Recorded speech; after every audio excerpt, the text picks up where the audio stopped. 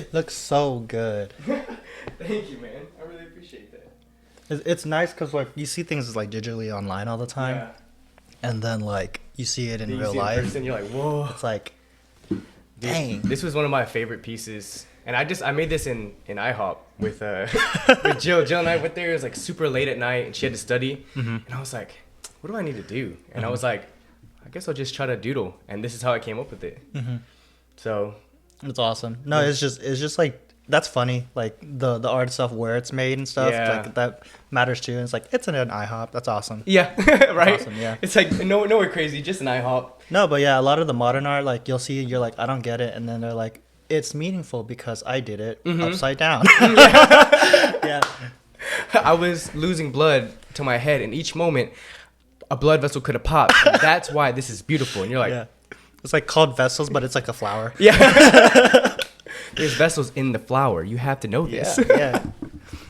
All right. Well, let's get started. What's up, everyone? Welcome to another podcast on the Create Yourself podcast. Today, we're here with none other than Tam Vu, a.k.a. Tam, a.k.a. Openly Human, a.k.a. one half of Shrimply Vam. Oh gosh. Oh man. What's up, bro? What's up? How are you doing? Good, man. Yeah. I'm glad to have you. I'm glad to be here. I'm Yeah. glad to be here. So today we're going to talk a little bit about poetry. And Tam is a poetic connoisseur. Oh God. but we actually had this conversation about, what it means, before this podcast, but what it means to, have something that you're really truly passionate about and what it means to be an expert versus an amateur, imposter syndrome and all that kind of stuff. But before we jump into all that, Tam, tell me a little bit about like what poetry means to you and how you use it and a little bit about your journey. Yeah. So for sure, I think poetry was something that the way I see it is it's something that I got into because I couldn't express myself, right?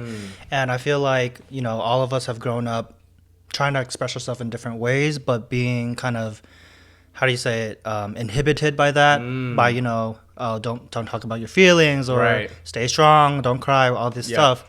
And so even when I felt like I couldn't express myself in a certain way, I used poetry as like, oh, look, a bunch of words that I can really like reach out to and draw towards, right? And I just heard a bunch of people online, Sarah K, Phil K, those guys like really spoke to me about poetry, and it kind of inspired me to kind of write my own, and it just helped. Like it was just words that made logic to feelings, right? Because it's hard to like, feelings are very, how do you call it, intangible. Yep. You can't really like grasp it, Right. but like how can I use my words, how can I use a way to express myself to be able to kind of make it tangible, make feelings, make thoughts, make everything that like I don't get, Right. like make more sense in the world, Right. right? Yeah. So, And how did you even stumble? I know you said, a couple creators or poets. yeah. Yeah, a couple poets that had really drawn you in. But what was the moment? Because you said you had trouble finding a way to express yourself. What was the moment that you found poetry? Like, do you remember that moment? Yeah. It's Sarah K and Phil K. They have a poem called "When Love Arrives," and it's just basically about how love comes, love goes, and just welcome it when it's here. When it's gone, you just let it go, right? Wow. And I think I grew up as the fat kid. So I didn't like really feel connected to people. I felt really like an outsider. And so I didn't really understand that, right? And so in general, when I heard that, it was just like, oh, that's really nice to kind of grasp what love is, because that's what I was wondering at the time. And then after that, I just kept listening to Sarah specifically and Phil more and more. And then later on, they just hit so many more topics. They have a project called Project Voice. Okay. And what it is they go to schools and teach poetry, but they also go to prisons and like teach people how to write poetry in prison. Wow. So that they can honestly like get these guys to express themselves, because all of their lives, all they've known is violence and aggression because they couldn't express themselves. Yeah. And so finding an avenue for people to express themselves really changed lives. Wow. And so all these people, you know, they write poetry in prison, and they kind of are able to find like, and kind of almost find that more feminine or just a stronger side of them that they've never been able to tap into. Yeah. So, and like you said, like so many people have trouble expressing themselves, not because they don't want to, but maybe because they haven't found an avenue to do so. Yeah. You know, and I mean, like before you had found poetry, like what other ways did you try to express yourself and maybe it didn't work, or? Dancing. I used to clown walk or sea walk. Oh yeah. Very embarrassing. I did a lot of YouTube videos about it. I don't have the account anymore, so I can't delete it. I can't delete it. Oh, you can't delete it. So it? if you look it up online, you can still find it, unfortunately, because I can't find the account anymore, and I deleted the email. So it's on the internet permanently. Be careful what you put out there. Yeah, true. But yeah, I have like YouTube videos of like me dancing, just trying to fit in. I think that was the biggest thing, trying to express myself. Other than that, I didn't have an avenue. I think anger. I think being quiet. I think like putting energy into like schoolwork and just like not knowing who I was like really hard. So no, I felt like I didn't have a good way to express myself, and so poetry was definitely one of the ways that I found like solace in. Yeah, definitely. And I feel like a lot of us kind of go through that weird phase. It's like maybe we see other people and how they express themselves, and we try to do it that way because we feel like that's the only way we kind of are aware of, and it's not clicking for us. It's like it doesn't feel good. It doesn't feel cathartic afterwards, and then later on we find something and stumble across, you know, poetry or dance or music, and we're like, wow, like after a session I feel good. Like I feel better. And sometimes when you can't find that thing that makes you feel better when you've gone through something, or you're feeling like these huge immense feelings, you're like, what the heck do I do with this? It's like all this, whether it be rage, frustration, sadness, like what do I do with this energy? And to find something like poetry, to truly be able to express yourself in that way is honestly something beautiful. And one of my questions was like, obviously you have a poetry account on Instagram called Openly Human. Yeah. How did you stumble across that, or why did you start it? Yeah. So I just wanted to, I don't know. It was really weird. When I first started it, it was more of something that I did with my friends. Like it was my Finsta. Yeah. It was just things that I could kind of like put out there, right? I had a medium, but I wanted to kind of incorporate it into a more, I wouldn't say brand, but like visual thing, right? And I started with like prompts, and I wanted to engage the community in it. I wanted to like bring my friends in. The early ones were like, hey, Dylan, Katrina, like all of these friends, y'all write something about about what you really like. Like, so, you know, Dylan writes about fire and how it could be healing instead of destruction, right? And I just challenged my friends on that account to kind of like find your creative expressive ways, right? And then it was kind of me trying to hide like, oh yeah, you guys do it first, so I don't have to put my stuff up there, right? I get that. But then eventually I was like, okay, stop being a little baby, like put it out there, and put some of your stuff out there. And then I started getting likes, and I was like, oh my gosh, people relate to me. And that's the cool part. I feel like we all go through life and we think like, oh, the way I feel, the way I think, I don't know if anyone relates. Dang, and then when you express yourself creatively, you're like, oh, there's a community here somewhere. Yeah. Somewhere, somehow, people get what I'm saying more than I think. Right. And like you said, like that was a big thing for you when you were younger. Like you just wanted someone to like relate. You know, you kind of felt like an outsider. And so that was probably a huge nerve-wracking step to take, like putting something online for it to actually be yours. Because I remember whenever I put out my first song, I remember just like being eaten inside. I was so scared. Like, what will people think? You know, like what if they think it's trash? Like what if, you know, they're just like, oh my God, you make music, like that's horrible. You know, like you have all these intrusive thoughts, and then you kind of like realize, oh, I just want to put it out for me. Yeah. And I hope someone would relate, but that's the scary part. And I think that's what true expression is being able to say, I'm going to put myself out there because this is authentically and truly me. And if nobody relates, that's okay. And I have to be willing to accept that. Yeah. You know what I'm saying? So for you, whenever you first dropped that first poem, like what was going through your mind? Ooh, I feel like when I do at first, and Yeah. it wasn't a healthy thing. When I started dropping those things, it was more of in a state of crisis. So I felt like I was overwhelmed. I felt like there was a need to kind of throw myself out there. And so when I first started, it was actually just me kind of like busybodying, like trying to put stuff out there. And so I mean, every single poem on that account, other than like the last couple, have been ones that I haven't put out, but I wrote like 5 months ago. Wow. So my process would be like, I would be on my phone and I would feel a certain type of way, whether it's depression, anxiety, if it's a breakup or a bad friendship, whatever it is. I'd like write about it, just like on your notes, things like that, journaling it. And then I would revisit it when it's kind of like a separate entity, right? When it's not like me anymore in a way, right? Because it's like, okay, well, I'm good now. Yeah. That friendship is past, or that breakup has passed, or that anxiety, that wave has passed. I can look at it in terms of like someone who's healed from it. So I write, and then I turn it into poetry, and then I keep it. And then a couple months later, maybe if I'm feeling some type of way, that's when I posted it. Yeah. Definitely I've gotten healthier in terms of posting things where it's something I'm proud of, or something that I'm okay with just letting out. Right? I'm getting into a healthier habit of that. That's awesome. But the first part was definitely a cathartic way for me to release, like, I have a lot of energy. I need to like channel it. Right. And it did help. It was a way of like helping me put anger, frustration, sadness out into the world in a healthy way, rather than rage and yelling and anger and crying. Right. So it was definitely a very good channel for me. Yeah, that's amazing. And I feel like being able to get into the habit of that, right? Because it's so new at first, right? Like, how do I even do this right? Like, what is right? What is the correct way to go about this? This is something new to me. It's overwhelming to me, but I know I want to do this. Something like this. And so the fact that you're able to keep doing that, and it's funny that you mentioned that you sit on things for a couple months and then you look back at it as a separate entity. Because I do that similarly with my music. So with Toxic Tendencies, I had done that maybe 6 months before I actually dropped it.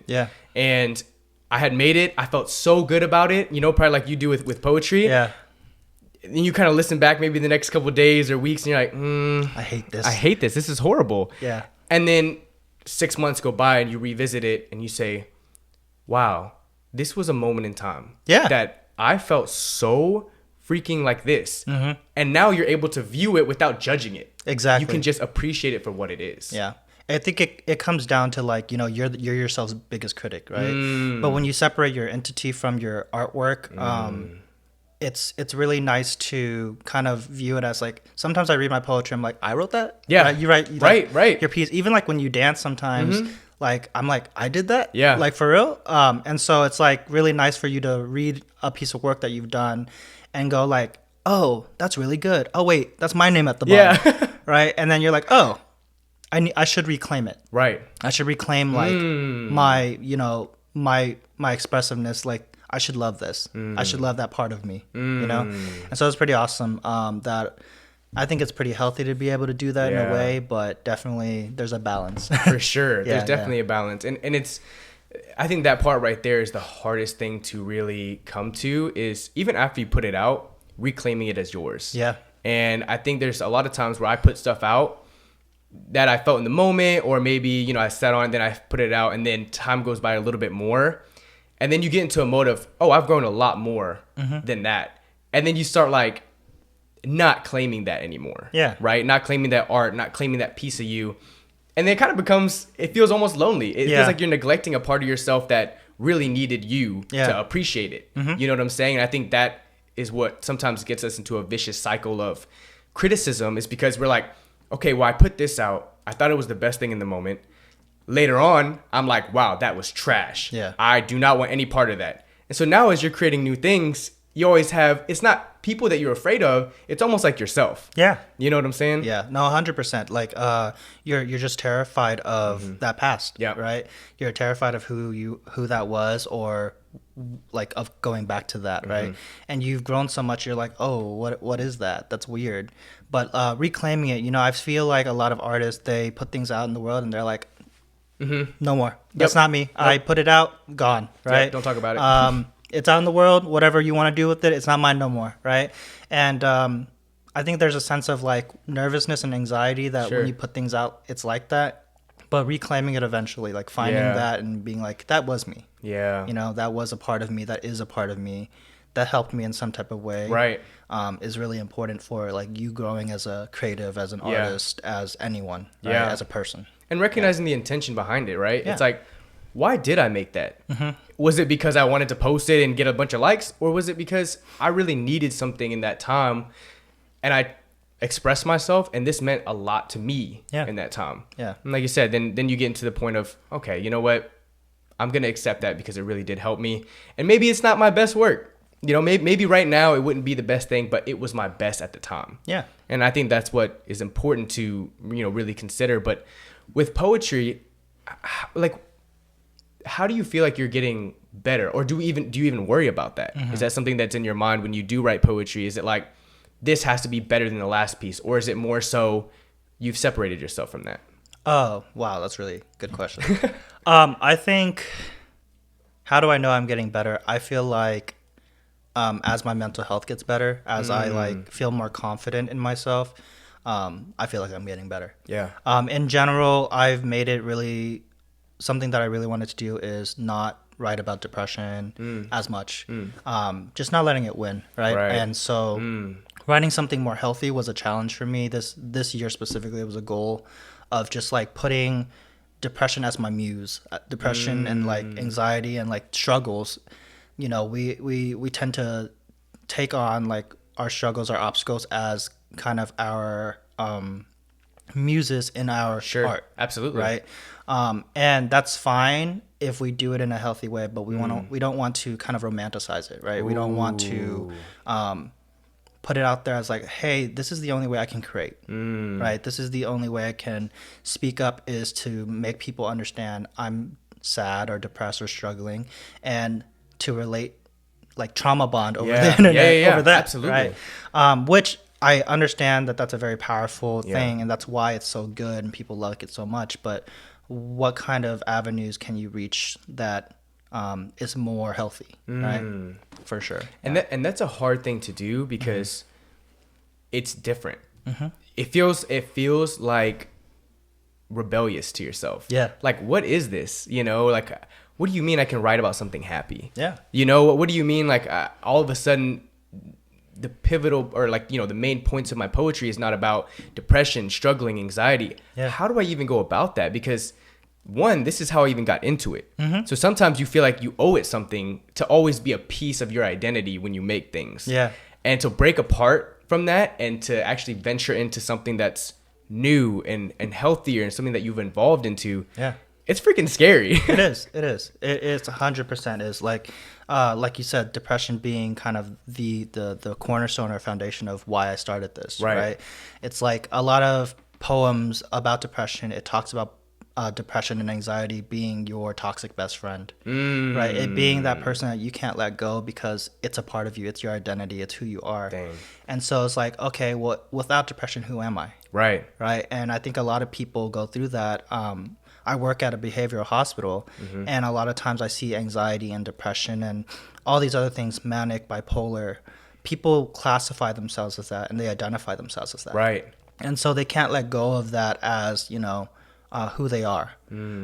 Obviously, like, not denying that I have those issues, Right. but knowing that, like, I'm more than that. Yeah. Right. And so when you do art and you really feel like that's your identity, it's really hard to just separate from that. Right? Oh, for sure. And I think being able to separate yourself from that is kind of like the step to healthy processing. Yeah. And like you said earlier, it's like all about balance. Finding a balance between those things is ridiculously hard. You know, whenever I went to a psychiatrist and they told me I had ADHD, to split my identity from that was so hard. And for a while, it ate at me, you know, because then everything I did was because I was ADHD.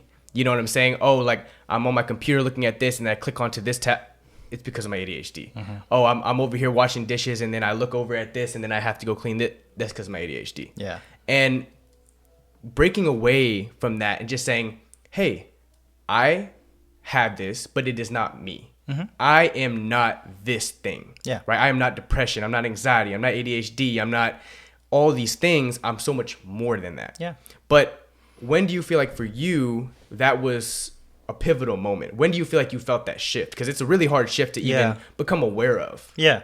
I had a big shift. I guess I'll reveal it to the world. Yeah, sure. So trigger warning, it's pretty heavy. But I think from college and on, up to about 25. So up to about like last year. Yeah. Or a little bit before last year. I had this like really bad feeling about 27. Like the number, I don't know why. I felt like either the world was going to end or just I was going to die or just everything would just fade away. I don't know what happens after that. Yeah.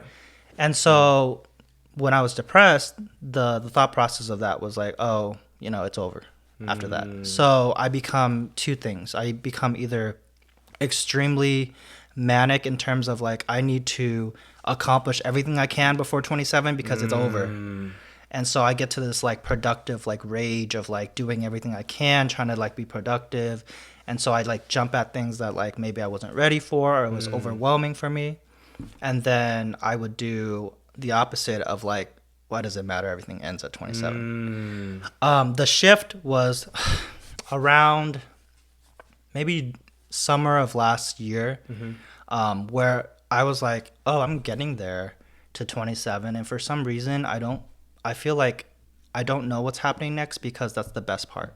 Like the next part of this journey of 27 after 27 or like when 27 happens, there's like that's when life starts. It's like there's so much more life after that. Wow. And so I started going like, wow, there's like I'm excited. I'm anxious and nervous, but the thing about anxiety and excitement is it's the same thing. Right. It's the same feeling, right? It's just your fear of the future versus your excitement for the future. Because that's what anxiety is, fear of the future, right? Fear of what will happen. Wow. So it just switched. It just completely switched, and I became excited for like, hey, as where my life is headed right now, like 27 looks like where I'm going to be like hitting these progresses, these milestones, these steps, right? And I started getting really excited for it, and my whole like world view kind of shifted into like, oh, I'm nervous for this because there's so much more to come versus like it's over. Right. So I think that's like where it started. That's where my shift happened, and that's when I decided like the things I put out in the world, the poetry that I make, the expression that I have, it's going to reflect that mindset, right? Wow. More. Wow. That one, I appreciate you sharing that. Yeah. And it's definitely something that like I have also felt before. I mean, these past 2 years have been some of the hardest times in my life. You know, when you graduate and just in whatever transitional phase of life, you almost can't see the other side. Yeah. And it's so uncertain that as much as you want it to be exciting, sometimes it can be so overwhelmingly stressful. Yeah. And it feels like the weight of the world. It feels like every day you can't do enough. It feels like, but at the same time, nothing matters because what if I die? Yeah. You know, and those thoughts and those things just keep lingering and keep beating you up. And you get into this spot where you're just always at a down. Yeah. And it is so hard to even be excited about the future, even be excited about going and doing something because you're like, I don't know. And maybe at that point, your anxiety flares up. Maybe those intrusive thoughts are always hitting you when you're just trying to be present in the moment. And it's like, oh my God, I just want to live. Yeah. But then at the same time, you're like, but I don't want to live like this. Yeah. So it's like, what the frick do? You know what I'm saying? And it's awesome that you were able to recognize like, wait, I didn't think I could see anything past this, but it's not because it wasn't going to happen. It's because something beautiful was on the other side of that that I can't even fathom. Exactly. No, that's the actual exact word I use, fathom. Like I can't fathom what's happening next, right? My friend Elle always talks about like with relationships, like, hey, if you feel like you love this person that much and you're about to lose them, imagine like the next person or the last person you will love, right? Wow. And shout out Elle. But shout out Elle. for real, she says like, and she's like, imagine the last person you'll be with, like the person that you end up with, how much more love you will have for them. And it will be incomparable to this, how you're feeling now. Yeah. And I think that's so, she says that I think that's so exciting, like that I could love someone more than the overwhelming feeling I'm feeling right now. Right. And that's just like awesome. I mean, that's wild that we have the opportunity to even feel that. Yeah. You know, and to even experience that. And I think sometimes we're like, but what if it doesn't happen? You know, what if that doesn't happen? What if I never find anything? And then those thoughts kind of, you know, trickle in, but what if it does? Yeah. You know, and it really is, like you said, that's kind of like, you know, relating to anxiety. It's like, it's either fear of the future or excitement for the future. Yeah. And that's anxiety talking, right? When those two options present itself, what if it does happen? But what if it doesn't happen? And whichever one that you choose to focus on, that's more than likely what will manifest and what will bring you on the right path. And I say this all the time. It's like you either believe in fear or you believe in faith. Yeah. You know what I'm saying? It's like if you really focus so much on the fear of life, you will be consumed by it. And that's how you will live your life. Yep. But who cares? What if you die tomorrow and you let fear literally drag you all the way to the finish line? That's going to suck. It does. You know what I'm would, saying? Yeah. But it is hard to really recognize that and to move forward from it. And like you said, because it feels like an act of rebellion, right? It feels like something different. I don't even know how to live like that. I don't know how to be excited for tomorrow. I don't know how to wake up and be like, oh shit, my day is going to be amazing. Like, what does it even feel like? It feels like you're faking. Yeah. It. You know, they'll fake it till you make it, but then like you're like, no, you're lying to yourself. Right. You know, but you actually make it. It's weird enough, right? You actually make it, and then you're like, oh, I'm okay. Yeah. That was fun, right? Yeah. And it's crazy because, you know, all this connects to how poetry has really helped you find that. Yeah. You know, and through those times. So do you find yourself like whenever you were having just those very overwhelming emotions, that's your habit? You go to writing poetry, or does it take you a little bit of time to realize that you need poetry? I think poetry has become like a coping skill, a very healthy one, right? People do breathing, people do stretching, dancing, but expressing yourself creatively is always a good thing to do when you're as a coping skill when you're struggling, right? Yeah. I'm a recreational therapist right now, so what I do is I kind of help people in patient care that go through depression, bipolar disorder, anxiety, all these things, suicidal thoughts, ideations. And basically what I do is I find interests for them. So I do board games, I do poetry, I do sports, I do all these things so that they can find like some type of joy in like maybe a past memory or a past event of, hey, I've done this before, I really enjoy it, maybe I should get back to it. And you kind of connect that to, hey, maybe I don't want to go away. Right. And so Wow. I totally forgot your question, but I was going somewhere with this. No, yeah. What was it? You were asking me if I With poetry and how like in those moments does it take you a second to get to there? coping skill. It was a coping skill for me because when I was overwhelmed with these emotions, I couldn't sleep. Right. I worked nights, so I couldn't sleep during the day. Right. It was so hard.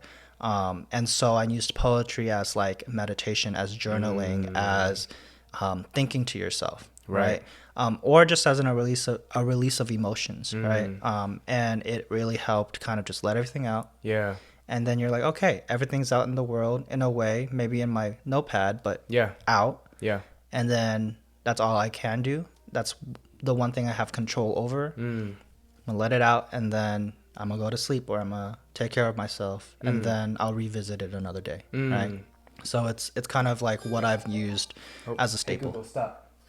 Yeah, no, that's awesome. And also like how it relates to your job. And that's what you do for a living to help people in that. And finding that coping skill, finding that way to properly express themselves and to, with those emotions and feelings that are very, very real, how can I make sense of it and then be okay with it? Yeah. And that's the hardest part. But we're going to take a quick break, reset the cameras, and we'll be right back. All right, so we're back. And we were talking about how like that, this is what you do for a profession right now, and helping people kind of find healthy ways to cope and express. And that's how poetry has been for you. And it's become a habit and a coping skill that you can go to whenever you have overwhelming feelings. Yeah.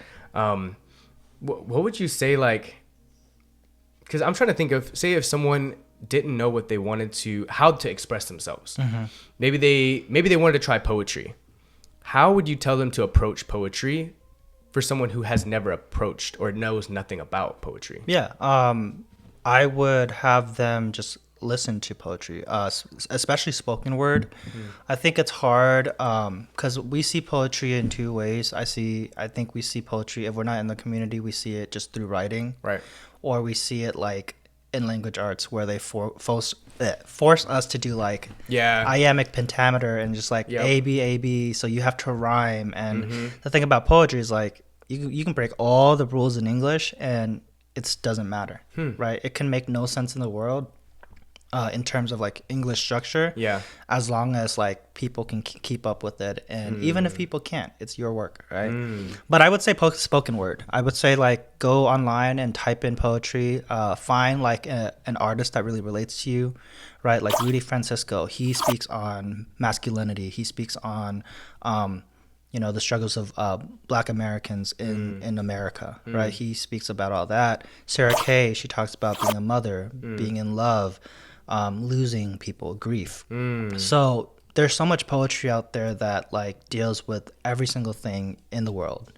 And a lot of the popular ones are about either depression or anxiety or anger. But you can always, type in poetry about certain things, right? You can type in funny poetry. 22 Jump Street has... Oh, yeah. Cynthia. Cynthia. Jesus died for our Cynthia.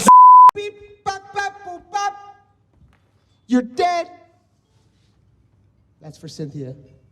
Right? Yeah. And so, like, you can... someone who wants to get into it, I would say find someone that you relate to, like a topic you relate to. Listen to the poetry, watch the poetry, read the poetry that you really enjoy. And then just write, right? Just write your feelings down. And then if you can't be expressive about like what you just wrote, right? And whether it's a journal or whatever, it's a rough draft. Right. Of all things, it's just a rough draft, and revisit it as a separate entity. Like I said, come back and just be like, okay, well, I'm analyzing this piece of work. Is it mine or is it someone else's? I don't know, but I'm gonna analyze it, and because that's how I started, right? And find things in the world that really speak to you, right? Sarah Kay has this poem called "Birds Made of Birds," and it's about how the universe, like she literally says, the universe has already written the poem that you have planned to write. And in her thoughts, in her mind, she goes like, "Well, that sucks. Yeah, like the universe already got what I'm trying to put out. Like, what's the point of writing anymore, right? The universe has already explained what I've like." I feel like I can't. I feel like I want to explain. Like, what's the point? But then she turns it around and she's like, actually, the universe is asking me to recognize these things in the world and shed light on it, right? And so, people don't look up in the sky enough. They're too focused at looking on the ground or looking towards other people, and they don't look up enough, right? So I find inspiration in clouds and the sky and the colors and the hues, right? So what do you find that's inspirational? And like write about it, right? If that plant is like really speaking to you, write about the plant, right? Describe the plant, talk about the plant. And then you'll find that you have a way with words towards things that you really love, value, or whatever, right? Absolutely. And then you can tweak it because you can always tweak things. So at first, write it genuinely, honestly, with your wholeheartedly. And it's going to probably just sound like a description. Right. Or just how you think about it. Yeah. And then you can tweak it. Yeah. Right? Yeah. And that's the beautiful part about it is like nothing, especially with your art, is permanent. You can always, at whatever point in time, you can make it what you want. And I think it is important, whenever you're like, say you venture into poetry and you look up on YouTube, some topics that you're really interested in, and then you feel like drawn to write. Remember that sometimes it'll be the best thing ever. Sometimes it'll be the worst thing ever. But the difference is your consistency in it, right? It's like actually applying yourself, because I could go and try to make a song and it might be the best song ever. And then that leads me to making music. Or I might go try to make a song and it's the worst thing ever and it's horrible. And then I think I'm not good at music. Yeah. But that's not true. You know, it's all about the experience and giving yourself enough opportunities to be good at something in order to continue it and then to find that love and passion for it, right? Yeah. And it's awesome that you said like it's just a rough draft. You know, you can go back and look at it and then say, what can I be doing better with this? Like, how can I feel like this is more expressive? Or maybe when I look at this, I don't really feel a connection to it. Why is that? You know, like really questioning and getting to know yourself, right? Yeah. And yourself in that form of expression. For sure. Yeah, 100%. Like if you feel like there's not enough something in there, then what is it that you're missing? Right. And then now you're questioning yourself. Like you're digging deeper. You're trying to figure out, hey, why isn't this good enough? Right. And then you kind of, if you're actually thinking about that and it frustrates you, that means it's not Right. It's not done. Right. It's a rough draft. And you have an inspiration there. You're just trying to search for it and look for it, right? So when it's not good, when it's not perfect, in terms of expression, it's really nice because it's not like math question where it's like, it has to be 11. Right. It's like, oh, green doesn't say enough about this leaf. You know what I'm saying? Like, it does not explain this leaf enough. Like, what the heck explains it enough? Right. And so you search and you dig and you figure out what you're trying to say. Right. Yeah. It's just really taking the time to sit with something. Yeah. And I think, our society nowadays, and even myself, like, I have a very hard time sitting and focusing on one thing in order to really understand it sometimes, right? But if you notice, the times that you learn the most, that you grow the most, and that you have the best things is when you give whatever it is your full undivided attention. Yeah. And you give yourself a chance to know yourself. And I think when you really think about it, thinking about like how you were when you were younger, and I went through very similar situations of, just being bullied as a kid. Yeah. You just want someone to sit and listen. Yeah. And this is the same for your art and your expression and all these things. You want someone to just sit down, full attention, and hear you out. And to ask you questions and to be patient with you and to let it grow into what it can be, not what it should be. Yeah. And the crazy thing that about writing or about any type of expressiveness is that you're the one that needs to sit down and listen to you, right? You really think about it, you're the one that needs to sit down and like listen to yourself and pay attention to yourself and dig deeper for yourself, right? Like at the end of the day, when you release it, you're going to get a lot of feedback, but like when you're writing it, you need to be the one that sits down and listen to you, right? Yeah. Because this is you. This is your authentic self. And I think that's the hard thing that a lot of people run into is they want to express themselves, but they want it to be accepted first.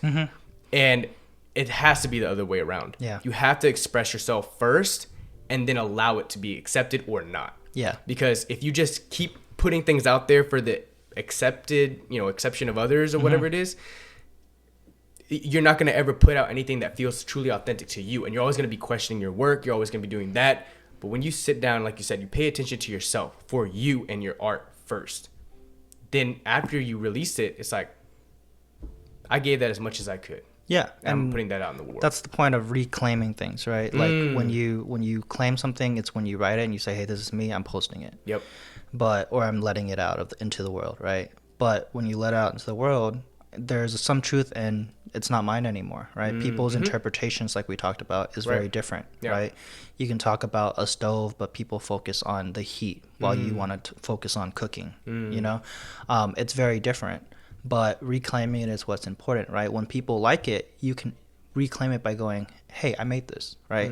When people like it, you can reclaim it saying like, hey, this was a part of me. Not anymore, but this was. Right. So reclaiming it is more important than making sure you own it or have owned it this whole time kind of thing. You know what I'm saying? Right. Yeah. So just reclaiming it, letting it go and letting it come back to you kind of thing. Yeah. That's beautiful. Yeah. And I think, with expression and art and creativity, those basic fundamental concepts of understanding what it means is so hard to get to. Yeah. It's so hard to get to that level of understanding of, oh, this is how the process works. Yeah. And then respecting the process. Because one of the most beautiful and hardest parts about expressing yourself and creating and being creative is allowing the process to really flow the way it should, and not trying to force something, right? Not trying to say, I want to make this art piece so people can say good things about it and then I can be rich and famous. Boom. Yeah. And then you're like, why isn't it working? And it's like, well, you first have to care about the art. Yeah. Then once you care about the art, then you share it out, and you make that separate from yourself. That does not define who you are. That art piece, that expression of you is now out in the world and is not yours. Yeah. But you do have the opportunity to reclaim it at any point in time. Yeah. And that's what makes art and creating so beautiful. Yeah. I think like art in general is something that once you let out, it really can't be yours, like unless you reclaim it, right? So for example, dance, like you can put out dances and all these things in your style, and you can put out videos and it can get really popular, and that's great. But let's say you become a professional dancer, you're not dancing to the stuff that you want to make. You're not dancing to choreography that makes you proud, right? You're dancing for someone else, right? And not a lot of people can say, hey, I get to make choreography for these people, and it's exactly how I wanted it. This is me in this, right? Absolutely. Poetry is the same thing. You don't know any poets that are alive that are making a lot of money. Yeah, that's true. You know a lot of dead poets. Yep. Poets that like have passed already, and their work is famous. Artists too. Yeah. Their work is famous Absolutely. afterwards, right? So it's hard to kind of gain notoriety through these things, but it's not impossible, right? But the important part is like exactly you have to let it go. You can't like keep it as yours this whole time, because there's so much anxiety to that, right? Every single step of the way of you releasing something that is yours, if you don't let it go out to the world as this entity that is separate from you, then you get so much. Every single backlash will hurt you. Every single critique will hurt you, right? You let it out and you let it be, and then you reclaim it wherever it is, right? Whenever you're ready to reclaim it, right? And that will be a more healthy pattern of life for sure. For you. Yeah. And just it's all about it's like practicing humility. You know, practicing knowing that you're not good enough all the time to other people. Yeah. It's not anything to do with yourself, right? Like a lot of those feelings that you feel when you create art is the scaredness or nervousness or anxiety from other people, what they will say to critique your art, which feels like a direct reflection of you. Yeah. And you're like, that's not the case. And whenever you keep releasing things, even if it feels uncomfortable and maybe someone hates it or whatever it is, you just got to remind yourself, like, why am I even doing this? You know, like, did I love this process? Did this mean something to me? Because if I release a song and it meant so dang much to me, and it's the worst song in the world to everyone else, it shouldn't matter. You know what I'm saying? Because it's a part of you, truly you. And if someone else says, I hate it, that's cool. Like, I didn't make it for you. You know what I'm saying? Yeah, exactly. And so that's cool what you said about that too, because Nicole had something similar in the last podcast where she talked about being a character designer. And I was like, would you want to be a character designer for this studio? She's like, no. Yeah. I'm like, no, I don't want to, because then that is not my work. I'm not designing my characters. And I was like, huh. Exactly. And it really comes full circle. Like, you want to do things for yourself that feel raw and authentic to yourself. And that's why right now in this world, it's a bit hard to be like a creative professional, especially when you work for someone else. Yeah. Because that can burn your creativity out and make it not yours. And it becomes someone else's expression that maybe doesn't even feel that authentic to you. Yeah. 100%. Yeah. Would you ever write poetry for someone else? How's that? Like ghostwriting? Yeah. I mean, well, that's crazy. That, or maybe even like, say someone was like, hey, I have these feelings, and they talk to you about it. So say like me and you have a conversation. Then I'm like, I want to have a conversation about this thing that I'm going through. I don't know how to express myself with poetry. Yeah. How would you do it? Oh, that seems very therapeutic. That seems amazing, because if you can express yourself and I can get to the point where my words are ones that you feel like are coming out of your own mouth, I think that's actually really cool. That's something I don't even know if anyone's ever done. Because I've always encouraged them to write their own, but you know, maybe writing it for them will help. Like, oh, look, this person said they understand me, and everybody said that before, but he just said what I couldn't get out of what I couldn't say. Heart. Yeah. Right. So that's really cool. Yeah. No, actually, now that I think about it, that would be something that is cool but challenging. Sure. And I wouldn't mind being challenged. I've done like, for Inktober, my friend would Rachel, she would draw her Inktober stuff, and then we would partner up and do like, okay, whatever you draw, I'm going to write some poems about it. Right. It didn't last very long. It's really hard. Yeah, it is hard. But like, yeah, like writing for a short film, like that'd be dope. Writing Yeah. for like a movie or something like that, like that'd be cool. Yeah. Like, so I definitely, I feel like I could collaborate on it, but Yeah. it definitely would be, I have pillars in my life where Sure. like it has to hit. Like everything Sure. that I do has to make sure those pillars like are still like standing, right? So if they're doing like a movie or a short film or whatever about something that I can't connect to, Right. I wouldn't say yes to. Absolutely. But if it's really speaking to me, then I'm going to do that for them, right? But yeah, I would do that. That sounds cool. No, yeah, and I mean that's a beautiful thing too, right? Finding your connection in it all, because at the end of the day, if you can't connect or understand, then you're not going to be doing it much justice just because you're quote unquote good at something, right? And I think it seems like you've gotten to this place of artistry where you're like, I know what this means to me, and I know now the limitations and the boundaries that I set with it, because I know that this is something very special.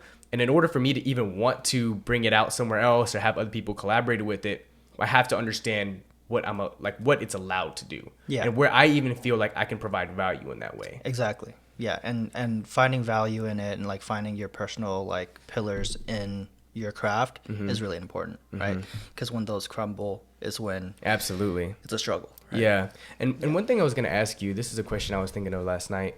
When it comes to music, right, and poetry, they can go very intertwined, right? And some of the most beautiful music comes from poetry. Yeah. Do you ever think that does it ever, I guess, skew your mind? Like when you listen to music, you're like, I'm listening for a very poetic thing. Gotcha. Dude, I think in poems. Like I think like everything I do is in like some type of like flow, and I hate it because it's like sometimes it's like it's not that deep, but like I just like just say it like it is, right? But it's weird. Music. I recently saw, I don't even remember the actor's and actress's name, but she read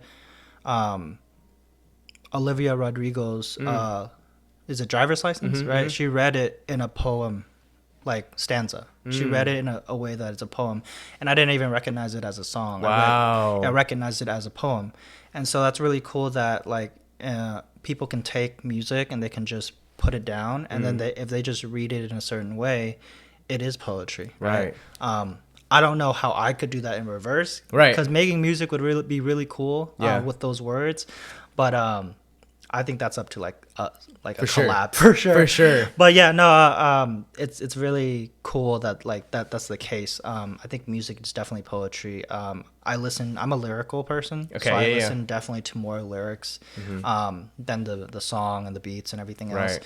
So it's hard when I have to dance. So because I'm like, oh, music, and they're like ga ga ga ga, and I'm like, wait, where were these ga? But what did he say? But what did he say? Where were these ha ha ha's? Right? Like I was like, oh, I did not hear all those hi hats and those like drops. Like it's like sit in those pockets. What pockets? I'm listening to the song. So yeah, it's they said nothing about any jeans in the song.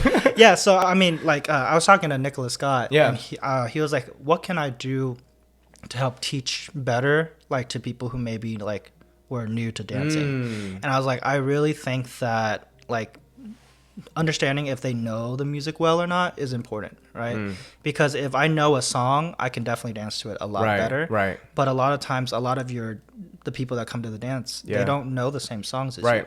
So if I don't know the songs, I'm listening to the lyrics. I'm not really listening to those hi-hats coming up, right? And so it's very hard for me to learn, or a little bit slower for me to learn than someone who really knows it. They're like, oh, I know the drop's about to come up, so I know I'm gonna hit this one hard, right?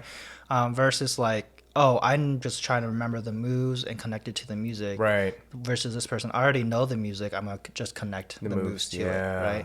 So, yeah, things like that. And he was like, oh, that makes a lot of sense. I never thought about it like that. I was like, yeah, I didn't know a lot of songs. Yeah. It was hard. Yeah, for sure. I would just like play the music constantly without even dancing and just kind of get to know the music first. And that takes more time. Yep. But, I mean, it was fun. It was fun. That's honestly such a great tip, and I think more people should implement that, because we don't all listen to the same music. No. And I think sometimes when people believe that you should have heard this song, it's like, should have what? Like, you don't have no idea like what my day, like how my day is, what I'm even into. And, you know, it's awesome to share music and to share dance together, but it's more important to make sure that everybody's on the same page, right? Mm-hmm. Because I know when I was teaching dance classes, it was like, if you guys don't get the choreo, or if you're not having fun, what's it for? Yeah. You know, like if you guys are really not enjoying yourself and you're not picking it up, and I'm watching and everyone's struggling, what, am I going to feel good because I'm like a badass? Mm-hmm. Like, no, like we're all in this together, you know? And the point of teaching is to teach, mm-hmm. and for people to be taught. It's not to necessarily just do your thing, right? Yeah. But that's awesome that, you know, y'all were able to have that conversation too, because I think at some point it's just little things that we tend to overlook. Yeah. You know, and not because for any reason, but just because we get into a rhythm and a mode of our own life, and sometimes we think like everyone is there too. Yeah. But that's not the case, right? No, I mean, I get it though. Like if you go to a physics professor or even like a Japanese teacher and they're teaching like a physics 101, they're like, what do you mean you don't get like F equals ma? Yeah. And you're just like, bro, this is the first time I've ever heard of this. You've been teaching this for 70 years. Yeah. So it's like breathing to them, right? Yeah. Dancing is like breathing to you guys. And so it's hard versus like if I had you guys go up and do like a poetry sesh, y'all would all be like for sure. I would be too, but like I would have a little bit more of a comfort there. Absolutely. Right. And so definitely like finding ways for, and I'm talking about like new people more, because I know that like if you're a dancer that's done it for a while, you kind of pick up on just connecting stuff faster, right? But yeah, that was really really interesting for me. But yeah, like my Japanese teacher used to be like, what do you mean you don't know this? And I'm just like, I'm not Japanese, dude. I'm really trying here, and I just don't know. Yeah, I took Japanese for 6 years, and then I was like, hey, what level, like what grade am I in Japan right now? She's like, oh yeah, like a 3-year-old would know more than you still. And I'm like, what am I doing here? What's the point? And she's like, yeah, like a 3-year-old knows how to say all these things and write all these things. Like it's basic to them. And when I say basic, I mean like before school starts. Wow. And I'm like, I'm struggling. I feel great. I'm struggling. You feel great. Yeah, and I had a Japanese teacher that was white, and she learned it. So when she taught it to me, I got it. Interestingly enough, because she was like, well, I had to learn it. I'm going to teach you the way I have learned, right? Versus it's me. Yeah. What do you mean you don't get it? Yeah. I think it's really people who they've never had that experience, right? And they truly cannot understand. And I think that's something that we start to realize later in life, is that sometimes we're like, how could you just, even like with those people, right? How could you not understand? I don't get it. Yeah. And they're like, how can you not understand that you don't get it? Like, and you're both in this level of like, I can't understand one another. Yeah. And so it's just, you're just shouting this information and communication that means nothing. Yeah. You know what I'm saying? That definitely is where empathy comes in, right? You just put yourself in someone else's like body, not even shoes, right? Yeah. Because it's like sympathy is walking in, like imagining walking in someone's shoes, and empathy is actually walking in their shoes with them. Absolutely. Right. And so like, hey, yeah, you don't get this. How do I make it so you get it? Like I'm going to dig deeper and figure out how to teach you or how to show you what I'm so passionate about. Absolutely. Right. Versus if you just do it like this, I don't know what else to tell you. Like you just do it. Just confused. I don't know how else to break it down to you, but like, and that's all about just like asking questions too, like being able to sit down and say like, okay, what don't you understand? What do you understand? And then where's the gap, and understanding where to fill it to make a complete picture. And that's literally just like your art too, right? Like you got to sit down and be able to be like, why can't you just be expressive enough? Like, why can't you just look good out of the box? Like, I try so damn hard and you just don't get it. And your art is like, can you just ask me what I'm missing, please? Can you just sit down and slow down? And you're like, oh, that's all you need? Okay, cool. Yeah, let me slow down. You know? And it helps you as a creative and like as a master in the craft to like become better at it too. Knowing like the technical details of like teaching someone new. 100%. Right? Kevin Middleton, he came and taught a class, a hip hop like 101, right? And he taught about these 4 different types. Breaking, I forgot all the, I already got the 4. It was like 5 years ago. But he taught it and he was like breaking down the history of like why these things are what it is. And he's talking about how dance needs to make sure that, if we're doing hip hop, we're going to hit these beats in combination, Right. right? And he's like, it's very important to find those fundamentals. And that was one of my favorite classes because it went so deep into like really technical things and foundational things, right? Versus like, hey, hit the pocket, Right. right? With like 10 moves at a time, Right. right? Yeah. It's like explaining why you're doing this, why this is like this, why it matters. I think the why behind it, like as I'm learning to code, right? If I can make something do something, but if I don't know why it's working, if I don't know what I'm even using this for or why this instead of this, I can't truly understand it, you know? And like you said, when you teach something to somebody, like shout out to Jill, because I be teaching her coding stuff. I'm like, look, here's what I'm learning. Here's how it's working here and here. And I'm having this issue, which means this. Yeah. And by being able to break it down and teach it to her, I now have a better understanding. And half the time I'm like, oh, that's the answer. you know, like, oh, okay. And I think that's a big thing, right? Like when you learn something, teach it to someone.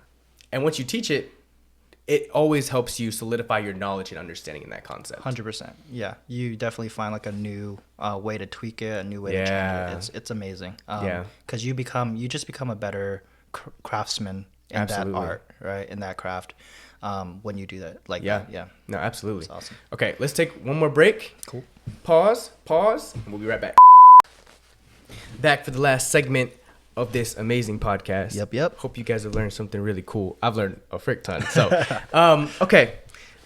What else do you feel like, you know, I kind of want to end this off with a couple of things about poetry that you feel like you want to express or tell people. So is there anything that you think that people should know about poetry, writing poetry, being a poet, or any of that stuff? Yeah, I think if people hear a lot of spoken word, it's going to be slam poetry. And the thing about slam poetry is no hate, but it's very angry. It's a great emotion to release, but I feel like there's just so much more avenues that I want people to explore than the ones that are shown. So just making sure that you kind of like really dig in. Like the songs you hear on the radio are not the best songs in the album. Almost never. That's true. Right? So same concept with whatever in life you see on social media, like what is put out there, there's so much more like bone and skeleton to what you see, right, than the face of the album, right? The song, right? So just dig a lot deeper. Slam poetry is amazing. It's inspirational because it's about like topics that people are so angry and passionate about. But just making sure that there's so many more avenues of poetry you can get into. Don't be afraid to just write. Don't think that it's this, and I have a problem with like feeling that it's like this pretentious thing, like I'm a poet, like and so like for the longest time I'm like, I don't want to like ever say that like I am a poet or I do poetry, because it's like, you see the world different, huh? You think you're, no, it's like I see the world the way you see the world differently. We just translate it in a different way. Right. I translate it through writing. You translate it through movement. Right. I translate it through this. You translate it through that. Right. So a lot of different ways we are translating how we see the world. Right. And so just connecting to that. Right. Connecting to that and not seeing that it's this like weird thing, right. Yeah. Like, or these emotional people that like are weird, you know, so things like that, for sure. That's super helpful to really understand. I think that will help a lot of people trying to get into poetry, because that is a big thing, right? Is people are like, oh my god, this person's so pretend. I mean, I never thought that way, and I don't really know a lot of people who have thought that way, but maybe that's because we're around really good people. But there are people out there like that. Or like we're too emotional. Like, right. It's just we're expressing ourselves through words, but you are raging out every day. Are you okay too? Right. Or you, whenever you're sad, you're at that dance studio. You're moving. Right. Or when you're upset, you go out to the batting cages or the football or the track and you're running and you're putting out energy. Right. It's just a different way to put out energy. Right? A different translation of releasing. Right. Absolutely. And so, that it's like, they're emotional people. They like, you know, they go through things. They think like too much about things. Right. It's like, no, we all do in Yeah. our own ways. We just translate it in different ways. Absolutely. Right. And so, yeah. And it's just different that it's through words. Yeah. You know, like I said, like, right, you said dance. Some people dance. You don't hear anything they say, but you can feel what they feel. Yeah. People who are, you know, playing a game, you know, a sports event, if they're really passionate about that sport and they're going in, you can see the determination, Yeah. the feelings, the frustration, the anger, the happiness, all throughout their movement and on their face. Yeah. So, like you said, like, it's just a way of expressing yourself, and it's just important to find that connection and to honor it, you know? Exactly. Yeah. So what's next for Openly Human, for Tam? Like, what do you plan to do next with poetry or just yourself? Yeah. I'm trying to figure out branding. Just in general, like not necessarily branding my account, but branding myself. I'm trying to like figure out, because I think that's my biggest struggle, but I got people for that. Like, Sure. I got friends that like are really good at it. Yeah. I think I want to work on putting up together like a book. Bro, tell me what I was just thinking. I was like, it'd be so cool if you made a book. Yeah, no, putting together a poetry book in general, and just putting it out there. Again, I was been thinking about this for a year, but I've been nervous about theme and all this stuff, and I'm like, hey, the theme is me. Yeah. You know? Absolutely. And I write about me, so put it together, find a publisher, and get it out there. So what if only my friends buy it? Cool. My friends have my book. That's freaking cool. Yeah. Right?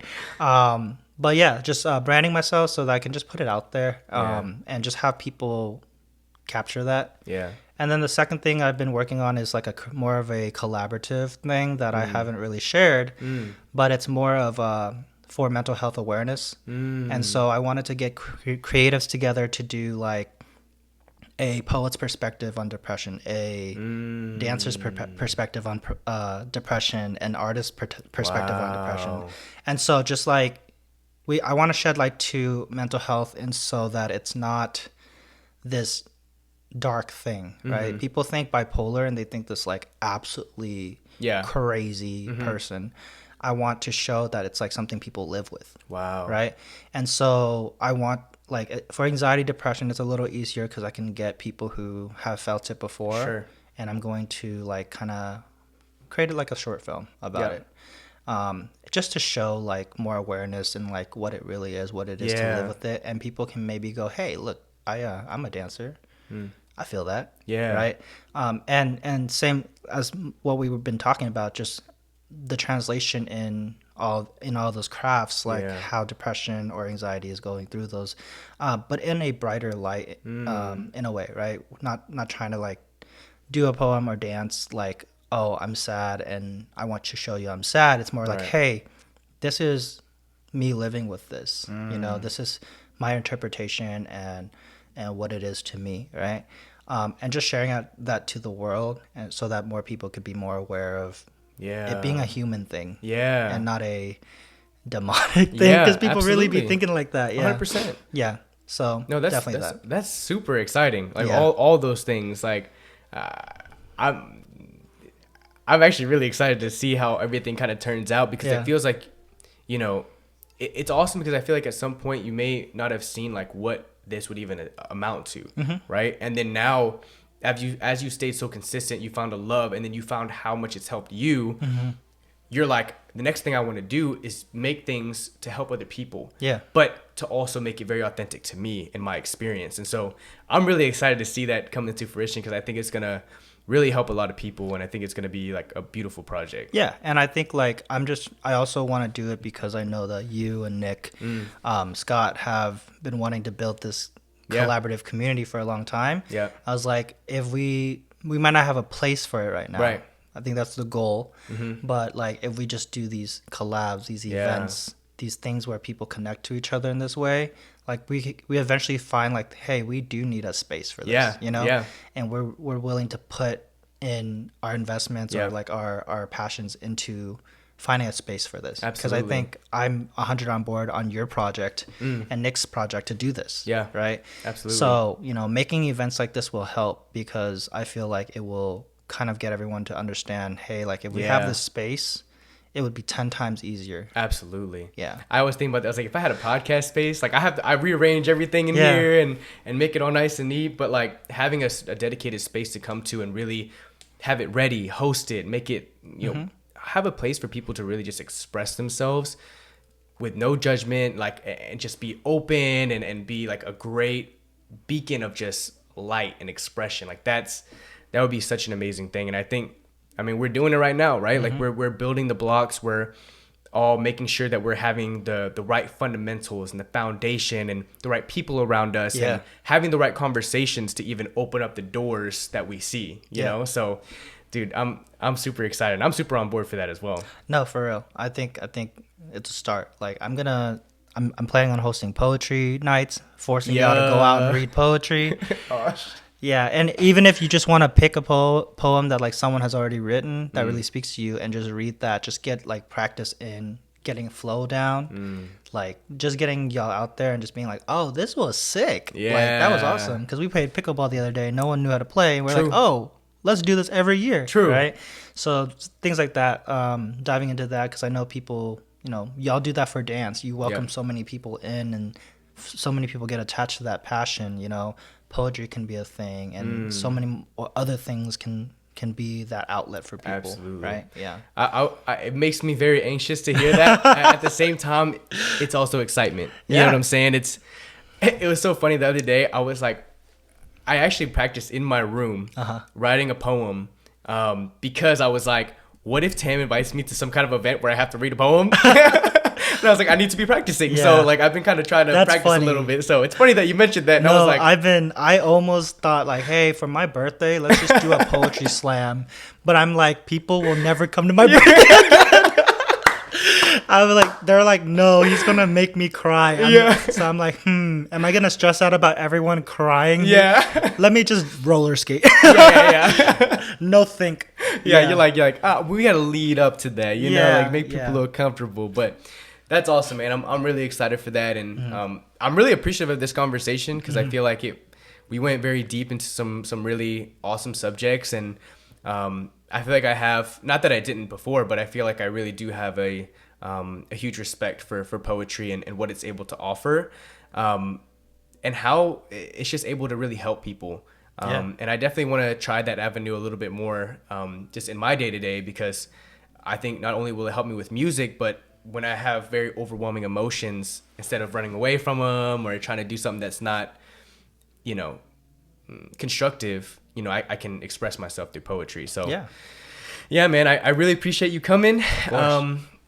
Thanks for watching, everybody. Our boy Tam, we're going to have all his links down in the description so you guys can go follow him.